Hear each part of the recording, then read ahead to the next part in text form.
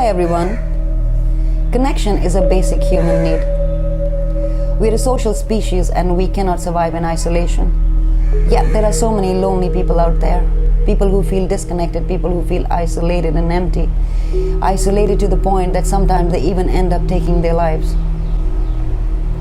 So if you are someone who's got a good life, a happy job, everything is going well for you, still you feel isolated and unhappy, chances are what you're lacking in your life is connection. You're longing for that connection. So when did you shut down? When did you disconnect from your own emotions? In today's episode, this is what I'm going to be talking about. How and why do we disconnect from our emotions and how does it impact our life? So to begin with, collectively, we do not understand emotions and its purpose. We don't even know what to do when emotions come up. So in my view, what we're doing is we're living in something I would like to call is emotional dark ages. Our society makes emotions a bad thing, especially the negative ones. For example, when a child is growing up or being socialized, he is punished for having certain emotions, for instance, anger.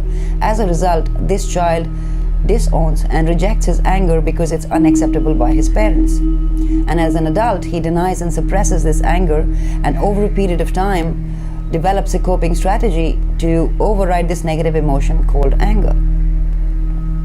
So why do we disconnect from our emotions? Most often, we disconnect from our emotions when there is a negative consequence to feeling that emotion. And usually this happens in our childhood when we were shamed and punished for experiencing an emotion because our parents wanted to raise an obedient and a good kid. Even our society is obsessed with feeling good all the time, as if something is wrong with you if you're not feeling good all the time. For example, if someone close to you dies and you're experiencing grief and feeling bad, you're handed a pill to calm yourself down. Tell me something. Isn't it perfectly normal to feel bad or to grieve if someone you love dies? This is the reason why we struggle with our emotions. This is the reason why we can't even relate to them. And some of us are more disconnected than others, and that's a huge problem. Reason being, in order to heal your life, you need to be moving towards feeling good. And if you can't feel, you can't even heal yourself. More so, you can't even manifest what you desire because your manifestations are held up till you actually feel. Now, how do we connect back with our emotions? First and foremost, what you need to understand is it's perfectly okay not to be okay. It's perfectly okay to experience or to feel any sort of emotions, be it anger, be it rage, be it jealousy, without any judgment. And also, check with yourself, what is your concept of negative emotions? Are you someone who has made negative emotions or feeling negative emotions wrong? And if you can't feel, maybe you're someone who has made emotions bad, all wrong. You know how we judge people who are emotional? We call them too sensitive. So be mindful of that. Check if you are one of those people who avoid certain people or certain places, situations, which actually cause you to feel a certain emotion. However, your body is constantly giving you signs and signals pertaining to your emotions. All you gotta do is pay attention and be aware and take notice. I'm going to be sharing with you a small tip how you can be aware of yourselves emotionally or how you can start connecting with yourself emotionally. You need to set a timer.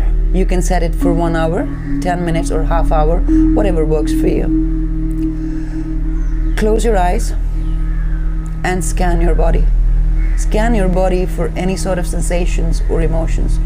It could be heaviness in the chest or the tightness in the stomach. It could be that you're upset because somebody was rude to you this morning. It could be that you're anxious because you have to go for a meeting. Whatever it is, write down all of these emotions in a journal. What this exercise will do is it'll help you to be aware of yourselves emotionally and connect with yourself emotionally. You will know exactly where you are on the emotional scale. Do this for a week and see what happens. When you deny or suppress your emotions, it takes a heavy toll on your mental and physical health. Your body is literally rot when you're suppressing and denying emotions. What do you think is the underlying cause of your anxiety, of your depression, of your panic attacks? Unaddressed and suppressed emotions. And when we are disconnected from our emotions, what happens is we start feeling isolated, we start feeling lonely, and we struggle in our relationships, we struggle to sustain our relationships. When we can't even connect with our own emotions, how on earth are we going to be connecting with somebody else on an emotional level?